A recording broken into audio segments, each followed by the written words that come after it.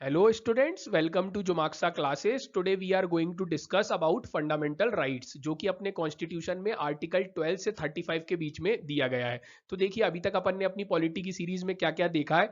जैसा कि मैंने आपको बताया था कि इंडिया को गवर्न करने के लिए जो अपना सुप्रीम लॉ है या फंडामेंटल डॉक्यूमेंट है उसे कॉन्स्टिट्यूशन ऑफ इंडिया कहा जाता है। तो ये अपनी जो होली बुक है इसी में सारे रूल्स रेगुलेशन लॉ अपने भारत को गवर्न करने के या जो अपने भारत को गवर्न करने के लिए बॉडीज हैं जैसे लेजिस्लेटिव बॉडी, एक्सिक्यूटिव बॉडी और जुडिशियल बॉडी, उनका स्ट्रक्चर, उनका कंपोजिशन, उनमें कितने मेंबर होंगे, उनकी एलिजिबिलिटी क्या होगी, ये सारी चीजें जो है इसी कॉन्स्टिट्यूशन ऑफ इंडिया में दी गई हैं। और इस कॉन्स्टिट्यूशन ऑफ इंडिया के ऊपर अपने यहाँ कोई भी नहीं है, सब इसके अंदर ही रह के कार्य करते हैं और इसके अंदर दायरे में रहते हुए ही कार्य करते हैं। इसे ही कॉन्स्टिट्यूशनलिज्म कहा जाता है। तो ये जो अपनी किताब है, ये होली बुक है, इसका अपन ने हिस्टोरिकल बैकग्राउंड और डेवलपमेंट देख लिया। उसके बाद मैंने आपको इस बुक में यदि टाइम टू टाइम रिलेवेंट बनाए रखना है तो अमेंडमेंट किए जाते हैं वो बता दिया, उसका एक्सेप्शन बता दिया, मैंने आपको इसके साइलेंट फीचर्स बता दिए। फिर अपन ने इस किताब को खोला और पढ़ा तो देखा सबसे पहले इंडेक्स आता है जिसे प्रियम्बल कहा जाता है, उस पर अपन ने बात कर ली। फिर अपन ने इसके चैप्टर 1 एक तरीके से पार्ट 1 पे बात कर ली कि भारत कित का एरिया क्या होगा, भारत के एरिया के अंदर कौन कौन सी टेरिटरी आती है, इन सब पे बात कर ली। फिर आर्टिकल 1, 2, 3 और 4 देख लिए। उसके बाद मैंने आपको सिटीजनशिप बता दिया, सिटीजनशिप क्या होती है उसकी डेफिनेशन बता दिया, उसके बारे में बता दिया। आर्टिकल 5 से 11 बता दिया। उसके बाद मैंने आपको सिटीजनशिप अमेंडमेंट एक्ट बता दिया और इस तरीके की सारी बातें हो चुकी है। आज अपन अपनी किताब का चैप्टर 3 एक तरीके से पार्ट 3 देखेंगे जिसे फंडामेंटल राइट कहा जाता है। और यहाँ पे ये जो पार्ट 1 दिया है इससे कंफ्यूज नहीं होना है, ये पार्ट 1 इस लेक्चर का पार्ट 1 है, जबकि कॉन्स्टिट्यूशन के पार्ट 3 में फंडामेंटल राइट दिया गया है। तो चलिए लेक्चर स्टार्ट करते हैं। आपकी जो भी क्वेरी हो इस ईमेल आईडी में आप सेंड कर सकते हैं। ये हमारा इंस्टाग्राम है और ये हमारा टेलीग्राम चैनल है, इसे जरूर ज्वाइन कीजिएगा ताकि आपको हमारे अदर वीडियोस की लिंक प्राप्त हो सके। तो चलिए लेक्चर को स्टार्ट करने से पहले लेक्चर प्लान देख लेते हैं। सबसे पहले मैं आपको कुछ बेसिक्स बताऊंगा फंडामेंटल राइट्स के, व्हाट इज फंडामेंटल राइट्स ये बताऊंगा। उसके बाद मैं आपको फीचर्स ऑफ फंडामेंटल राइट्स बताऊंगा। उसके बाद मैं आपको क्या बताऊंगा, फीचर्स ऑफ फंडामेंटल राइट्स के बाद मैं आपको आर्टिकल 12 और आर्टिकल 13 के बारे में बात करूंगा। और उसके बाद अपन कल से जो है अगले पार्ट से स्टार्ट करेंगे आर्टिकल 14। तो चलिए अब अपन स्टार्ट करते हैं फंडामेंटल राइट्स। तो देखिए फंडामेंटल राइट्स क्या होता है। जैसे फॉर एग्जांपल आपको मालूम है कि अपने जैसे इंडिया के सिटीजन्स हैं उनको कुछ ना उनको बहुत सारे फंडामेंटल राइट्स दिए गए हैं, कुछ फंडामेंटल राइट्स नॉन सिटीजन्स को भी दिए गए हैं। तो फंडामेंटल राइट्स क्या होते हैं, तो फंडामेंटल राइट्स कहीं ना कहीं किसी भी व्यक्ति के या किसी भी पर्सन के ओवरऑल डेवलपमेंट के लिए बहुत जरूरी होते हैं। ओवरऑल डेवलपमेंट का मतलब जैसे फॉर एग्जांपल मिस्टर ए हैं, तो मिस्टर ए का अपन को स्पिरिचुअल डेवलपमेंट भी करना है, एथिकल डेवलपमेंट भी करना है, एजुकेशनल डेवलपमेंट भी करना है और सब तरीके का उनका डेवलपमेंट करना है। तो अब उनका डेवलपमेंट कब होगा, जब उनको जो चीज करनी है उसको करने की आजादी होगी। जैसे फॉर एग्जांपल यदि वो किसी धर्म को मानना चाहते हैं और उसको क्या करना चाहते हैं, उस धर्म को प्रोपोगेट करना चाहते हैं, वर्शिप करना चाहते हैं, उस धर्म के लिए पूजा पाठ करना चाहते हैं, तो ये सारी चीजें उनको क्या होना चाहिए, राइट के रूप में दी जानी चाहिए। तो इसी तरीके से देखेंगे आप right to freedom of religion जो है वो आर्टिकल 25 से 28 के बीच में दिया गया है, जो कि एक फंडामेंटल राइट है। उसी तरीके से आप किसी को एजुकेशनल राइट देखेंगे तो आर्टिकल 21 का जिसमें दिया गया राइट टू एजुकेशन। इसी तरीके से आप देखेंगे यदि कोई व्यक्ति है वो पढ़ लिख कर क्या करना चाहता है, किसी जॉब के लिए अप्लाई करना चाहता है गवर्नमेंट के अंडर में और उसका फॉर्म आता है, तो उस फॉर्म में वो अप्लाई करता है, तो जब अप्लाई करता है तो उस पर किसी आधार पर भेदभाव नहीं होता है। मतलब उसको ये बोल के नहीं रोक दिया जाता है कि आप इस रिलीजन के हैं, इस कास्ट के हैं,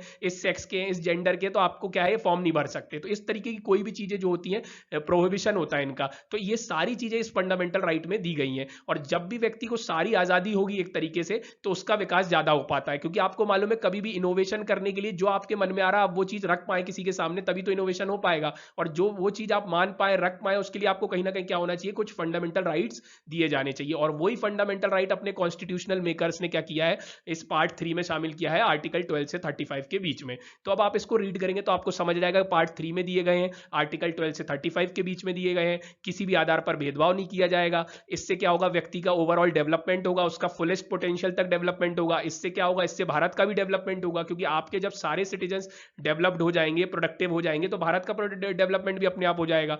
फिर इसके पीछे क्या मतलब मोटिव है या क्या ऑब्जेक्टिव है फंडामेंटल राइट का, तो अपन को क्या करना है, पॉलिटिकल डेमोक्रेसी को प्रमोट करना है। पॉलिटिकल डेमोक्रेसी इसका क्या मतलब है, देखिए मैंने आपको बताया डेमोक्रेसी अपने यहाँ कैसी है, by the people for the people to the people, है ना, जनता का जनता के लिए और जनता के द्वारा शासन। तो उस केस में जब आपको जनता का डेवलपमेंट करना है तो जो आप देखिए अपने अपने यहाँ स्टेट है और सिटीजन है। स्टेट मतलब अपनी कंट्री इंडिया, उसकी गवर्नमेंट, उसकी सरकार, उसकी लेजिस्लेटिव बॉडी, उसकी एक्सिक्यूटिव बॉडी, उसकी जुडिशियल बॉडी, उसको मान लीजिए स्टेट है। और सिटीजन्स कौन है? अपन है, अपने भारत के हर एक नागरिक। तो अब स्टेट और सिटीजन के बीच में क्या होगी, स्टेट को इतना पावर ना मिल जाए कि वो ऑथोरिटेरियन रिजाइम को अपना लेगा, इनको मतलब वो निरंकुश ना हो जाए अपना शासन, तो उनके ऊपर कहीं ना कहीं लिमिटेशन लगाना जरूरी है। और वो क्या है, जनता के जो राइट्स है उनको छीन ना ले, उसको ब्रीच ना कर दे, उनको खत्म ना कर दे। इसलिए फंडामेंटल राइट जो है वो अपने संविधान में शामिल किए गए हैं। आप यहाँ हिंदी में भी देख सकते हैं। अब अपन बैकग्राउंड की बात करते हैं, कैसे भारतीय संविधान में या सबसे पहले कब बात हुई थी फंडामेंटल राइट की और कैसे उनको अपन ने भारतीय संविधान में शामिल किया। तो देखिए सबसे पहले क्या हुआ था, इंग्लैंड के राजा थे 1215 में, नाम था किंग जॉन। उन्होंने सबसे पहले एक रिटर्न डॉक्यूमेंट निकाला था जो फंडामेंटल राइट से रिलेटेड था सिटीजन्स के लिए। उसे क्या कहा गया था? मैग्ना कार्टा कहा गया था। तो अब देखिए पहली बार जो चीज होती है उसी के नाम पे आगे भी चीजें पड़ती हैं। तो जब भारत में अपन ने क्या किया, फंडामेंटल राइट को अपनाया, तो उसे Magna carta of the Indian constitution कहा जाने लगा। और इसी तरीके से आप इतिहास में देखेंगे तो जो मोतीलाल नेहरू जी थे 1928 में, उनने भी कहीं ना कहीं फंडामेंटल राइट की मांग की थी as a bill of right. अब बिल ऑफ राइट क्या होता है? तो देखिए अपन ने जो भारत में फंडामेंटल राइट को अपनाया है वो यूएसए से लिया, अपन ने यूएसए के कॉन्स्टिट्यूशन से लिया है। तो अब उस यूएसए के कॉन्स्टिट्यूशन में फंडामेंटल राइट को बिल ऑफ राइट कहा जाता है, इसलिए वो तब ये डिमांड कर रहे थे और इसे ही बिल ऑफ राइट कहा जाता है। और मैंने आपको बताया था कि अपन ने बहुत सारे प्रोविजन जो है ड्रॉन फ्रॉम वेरियस सोर्स किए हैं। इसी तरीके से अपन ने फंडामेंटल राइट कहां से लिया है? अमेरिका से लिया है। यहां आप हिंदी में भी देख सकते हैं।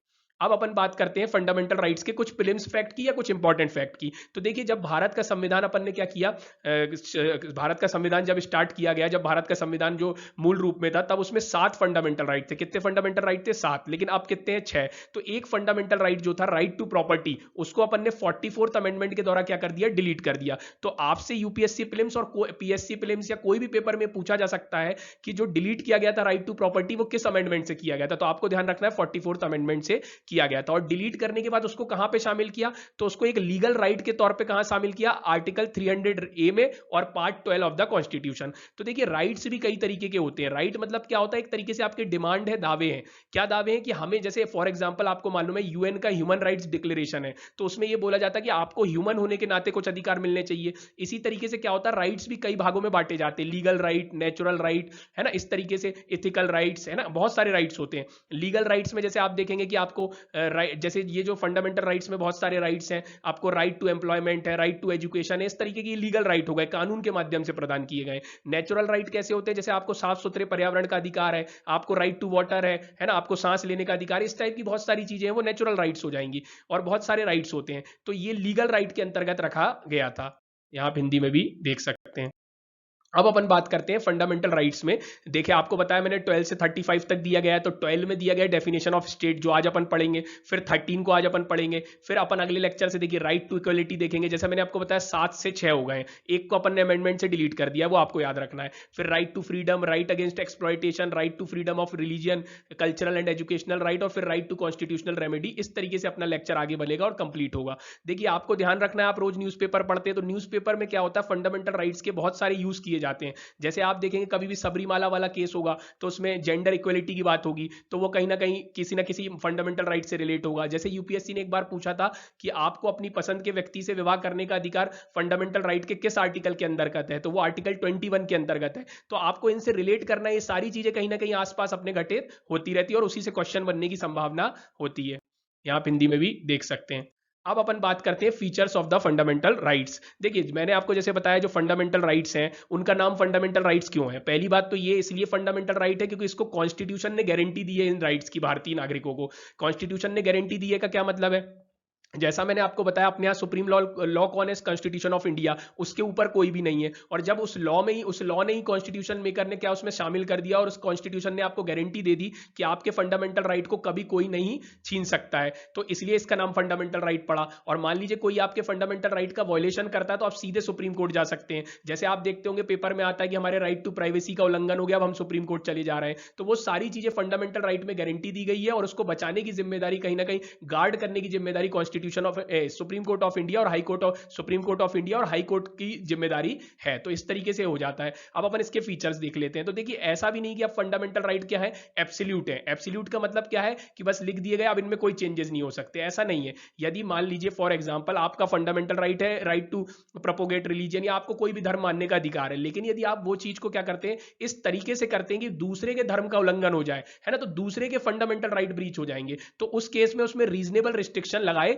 जा सकते हैं। जैसे कभी देश की सुरक्षा को खतरा होता है, तब उसमें रीजनेबल रिस्ट्रिक्शन लगाए जा सकते हैं, क्योंकि फंडामेंटल राइट भी एब्सोल्यूट नहीं, कहीं ना कहीं उसे रोका जा सकता है लॉजिकल आधार पर, तार्किक आधार पर। तो आपको ध्यान रखना है कि नॉट सैक्रोसैंक्ट है, परमानेंट भी नहीं है और एब्सोल्यूट भी नहीं है, आपको ये ध्यान रखना है। फिर सस्पेंशन हो सकता है, जैसे आपको मालूम है कि अपने यहाँ पे कभी वॉर हो जाए तो नेशनल इमरजेंसी लग जाती है आर्टिकल 352 के तहत, वो अपन आगे और डिटेल में डिस्कस करेंगे। तो जब जैसे क्या मान लीजिए वॉर हो जाए, है ना, या आर्म्ड रेबेलियन हो जाए, तो इस तरीके के केसों में क्या होता है, अपने कुछ फंडामेंटल राइट सस्पेंड हो जाते हैं।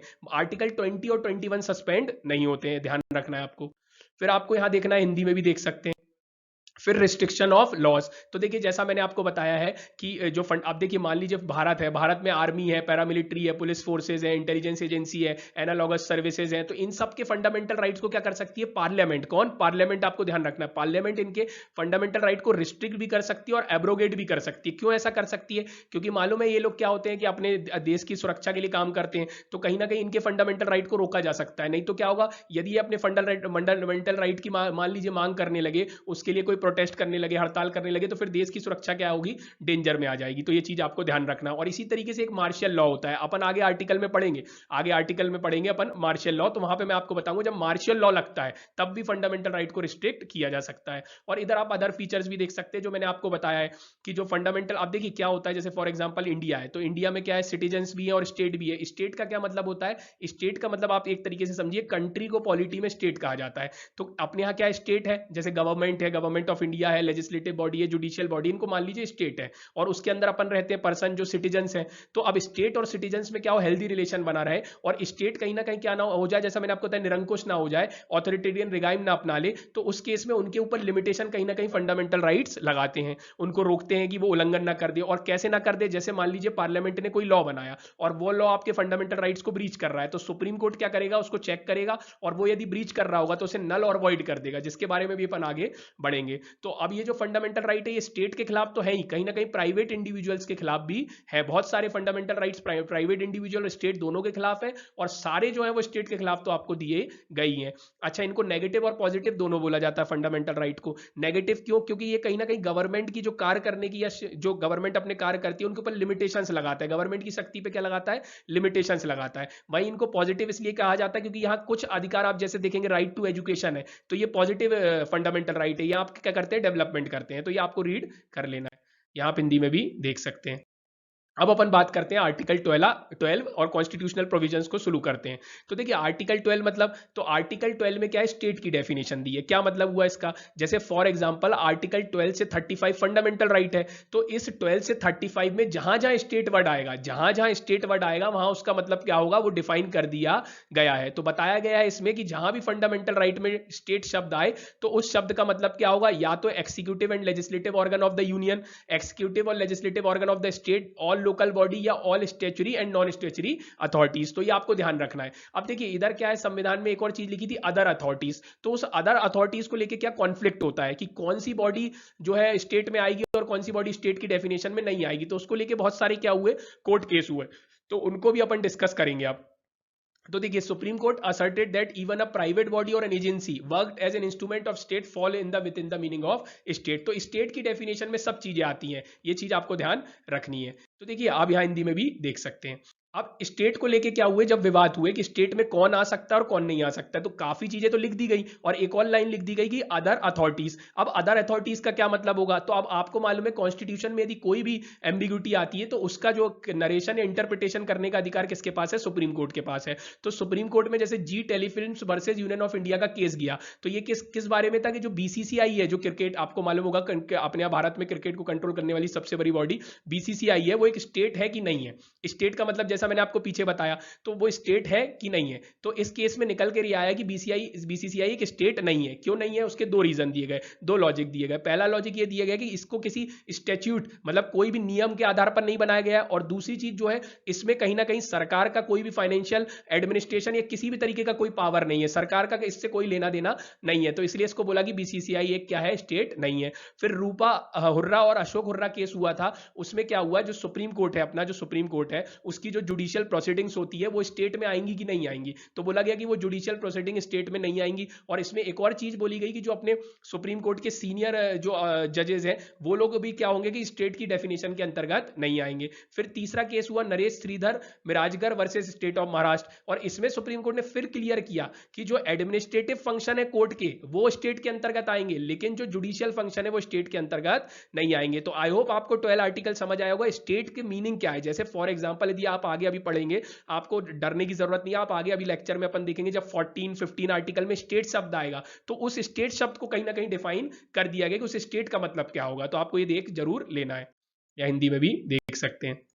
अब अपन बात करते हैं आर्टिकल 13 की। तो देखिए आर्टिकल 13 में ये बोला गया है कि जैसे फॉर एग्जांपल मान लीजिए पार्लियामेंट है, पार्लियामेंट ने एक लॉ बनाया, अब वो लॉ क्या कर रहा है, अपने फंडामेंटल राइट को क्या कर रहा है, वायलेट कर रहा है। तो उस केस में इस लॉ को क्या कर दिया जाएगा, नल और वॉइड कर दिया जाएगा। और कौन करेगा, मैंने आपको बताया सुप्रीम कोर्ट। देखिए जैसे मैंने आपको बताया अपने यहाँ 3 बॉडी है, लेजिस्लेटिव बॉडी जो कानून बनाती लॉ बनाती है, एक्सिक्यूटिव बॉडी उस लॉ को इंप्लीमेंट कराती है, और ये जो लॉ बना है ये संविधान में फंडामेंटल राइट्स के और संविधान के दायरे में, इसको चेक करने का काम कौन करती है, अपनी जुडिशियल बॉडी करती है। तो इसी तरीके से यदि कोई एक्ट बनाया जाता है, कोई लॉ बनाया जाता है और वो फंडामेंटल राइट्स को क्या करता है, ब्रीच करता है, उसको नेगेटिव इंपैक्ट डालता है ना, उसको क्या करता है, वायलेट करता है, तो उस केस में अपनी सुप्रीम कोर्ट और हाई कोर्ट क्या करेगा, उसको नल और वॉइड कर देगा। और कहीं ना कहीं आप देख रहे होंगे ये जो पावर मिला है सुप्रीम कोर्ट को, तो इसलिए बोला जाता है जो आर्टिकल 13 है वो सुप्रीम कोर्ट को जुडिशियल रिव्यू का पावर देता है। जुडिशियल रिव्यू का मतलब क्या होता है, विधायिका द्वारा, लेजिस्लेटिव द्वारा और एक्सिक्यूटिव द्वारा जो बनाया गया कोई भी ऑर्डर है उसको क्या कर सकते हैं, ये नल और वॉइड कर सकते हैं। इसे ही क्या कहा जाता है, जुडिशियल रिव्यू कहा जाता है। और आगे अपन कोर्ट वाले, हाई कोर्ट वाले, सुप्रीम कोर्ट वाले चैप्टर में और डिटेल में डिस्कस करेंगे। तो अब देखिए क्या होता था, तो यहां पे जब ये बोला गया कि कोई भी लॉ जो वायलेट करता है वो क्या हो जाएगा, नल। तो अब पूछा गया कि लॉ की क्या डेफिनेशन होगी, तो यहां पे लॉ की डेफिनेशन भी दी गई है कि लॉ के अंतर्गत क्या क्या आएगा। तो चलिए अपन उसको देख लेते हैं, और यहां आप जरूर रीड कर लीजिएगा जो मैंने आपको बताया था कि केशवानंदा भारती जजमेंट में क्या निकल कर आया कि जो आप क्या कर सकते हैं, वायलेट जो है कॉन्स्टिट्यूशन में अमेंडमेंट तो कर सकता है पार्लियामेंट, लेकिन उसके बेसिक स्ट्रक्चर को क्या कर सकता है, नेगेटिव इंपैक्ट नहीं डाल सकता है। यहाँ पे हिंदी में भी देख सकते हैं। अब देखिए लॉ का क्या मतलब है, आर्टिकल 13 के हिसाब से लॉ क्या होगा। तो देखिए लॉ में जो भी लॉ पार्लियामेंट बनाती, स्टेट लेजिस्लेचर बनाती, वो आ जाएंगे। परमानेंट वाले, टेम्पररी वाले, टेम्पररी लॉ मतलब ऑर्डिनेंस। अपन आर्टिकल अभी पार्ट 5 में राष्ट्रपति प्रेसिडेंट वाले चैप्टर में बात करेंगे ऑर्डिनेंस क्या होते हैं। तो एक तरीके से आप समझ लीजिए जब विधायिका जो होती है या लेजिस्लेटिव बॉडी काम नहीं कर रही होती है या उनका भी सेशन नहीं लग रहा होता है, तो तब मान लीजिए कोई लॉ की बहुत ज्यादा जरूरत पड़ जाए तो प्रेसिडेंट साहब क्या होते हैं, एक लॉ निकाल देते हैं, उसे ऑर्डिनेंस कहा जाता है। अभी मैंने आपको सरल शब्दों में बताया है। फिर स्टैच्यूटरी इंस्ट्रूमेंट जितने भी होंगे, जैसे बाय रूल, रेगुलेशन, नोटिफिकेशन, ये जितने एक्सिक्यूटिव काम करता है, फिर जैसे और भी ज्यादा सोर्स ऑफ लॉ होंगे, वो सब क्या करेंगे, कहीं ना कहीं लॉ के अंतर्गत आएंगे। तो पहले बात देखिए, मैंने आपको पिछले भी लेक्चर में बताया कि पहले क्या हुआ था, आजादी के बाद कहीं ना कहीं कॉन्फ्लिक्ट चलता था पार्लियामेंट और सुप्रीम कोर्ट को लेके। तो वहां पे क्या हुआ था, लॉ में कॉन्स्टिट्यूशनल अमेंडमेंट आएगा कि नहीं आएगा, इसको लेके ही क्या हो रहे थे, बहुत सारे केस हो रहे थे। और उसी का रिजल्ट निकल के आया था केशवानंदा भारती जजमेंट, और उसी में बताया था कि जो कॉन्स्टिट्यूशनल अमेंडमेंट है वो भी क्या होगा, एक लॉ होगा। वो क्या कर सकता है, कॉन्स्टिट्यूशन में अमेंडमेंट तो कर सकता है, लेकिन बेसिक स्ट्रक्चर को उसके नेगेटिवली इंपैक्ट या उसको उस पर कोई ना कोई क्या कर सकता है, उसको खराब नहीं कर सकता, उसको बनाए रखना उसकी जिम्मेदारी है। तो अब आप यहाँ रीड करेंगे तो आपको समझ जाएगा। ये सॉरी माफ कीजिएगा, ये यहाँ पे सिटीजनशिप नहीं आएगा, या फंडामेंटल राइट्स आएगा, और ये चीज जो है फंडामेंटल राइट्स से रिलेटेड ही। चलिए थैंक यू। मेरे को लगता है आपको लेक्चर पसंद आया हो तो लाइक शेयर सब्सक्राइब जरूर कीजिएगा, और ज़्यादा से ज़्यादा लोगों तक शेयर कीजिए, अपने कमेंट कीजिए, फीडबैक जरूर दीजिए, और हमारे पिछले लेक्चर को जरूर देखिए। तो देखिए अभी मैं आपको बता देता हूँ क्विक रिवीजन कि अभी तक अपन ने क्या क्या देखा है। तो देखिए अपन ने कुछ नहीं देखा, अपन ने सबसे पहले देखा फंडामेंटल राइट्स क्या होते हैं। तो मैंने बोला व्यक्ति के ओवरऑल डेवलपमेंट के लिए स्पिरिचुअल, एथिकल, एजुकेशनल, हर तरीके के मटेरियलिस्टिक सारे डेवलपमेंट के लिए जो राइट्स चाहिए वो किस में दिए गए हैं, फंडामेंटल राइट्स में दिए गए हैं। ये फंडामेंटल क्यों है, क्योंकि ये गारंटेड बाय कॉन्स्टिट्यूशन है, और ये कहीं ना कहीं क्या करते हैं, लेजिस्लेटिव, एग्जीक्यूटिव पे जो भी उनकी निरंकुशता है, उनके ऑथोरिटेरियन रिगाइम पे वो क्या करते हैं, रोकते हैं, उनको लिमिट करते हैं। फिर इसी तरीके से मैंने आपको बताया कि किस पार्ट में दिए अमेरिका से लिए गए हैं। फिर मैंने आपको इसके फीचर्स बताए कि एब्सोल्यूट नहीं है, इन पे भी क्या किया जा सकता है, लॉजिकल रिस्ट्रिक्शन लगाया जा सकता है। उसके बाद मैंने आपको आर्टिकल 12 में स्टेट की डेफिनेशन बताई कि आने वाले चैप्टर में फंडामेंटल राइट्स में जब जब स्टेट वर्ड आए तो उसका डेफिनेशन क्या होता है। तो उसमें आपको पढ़ लेना है कि एक्सिक्यूटिव जो है यूनियन वाली, लेजिस्लेटिव यूनियन वाली, स्टेट वाली एक्सिक्यूटिव, स्टेट वाली लेजिस्लेटिव, वो सब उसमें क्या आती है। उसमें क्या था, अदर अथॉरिटीज लिखा था, तो अदर अथॉरिटीज को लेकर विवाद हुआ। तो जब विवाद हुआ तो क्या हुआ, उस पर निकल कर 3 केस आए, और उस केस में निकल कर क्या आया कि जो जो उसमें आ सकता है उसके बारे में बात आई, और जुडिशियल प्रोसीडिंग उसमें नहीं आ सकती। इस तरीके से मैंने आपको पूरा लेक्चर कंप्लीट कराया। फिर आर्टिकल 13 बताया कि कोई भी यदि मूल अधिकार से कोई भी लॉ उसको क्या करेगा, वॉयलेट करेगा, तो वो नल और वॉइड हो जाएगा। फिर मैंने आपको बताया कि अमेंडमेंट जो है वो लॉ में आता है, लॉ में और क्या क्या आता है वो वहां पे डिफाइन किया गया है। तो इस तरीके से आपको ये लेक्चर पूरा कंप्लीट करना है। चलिए, thank you, thanks for watching.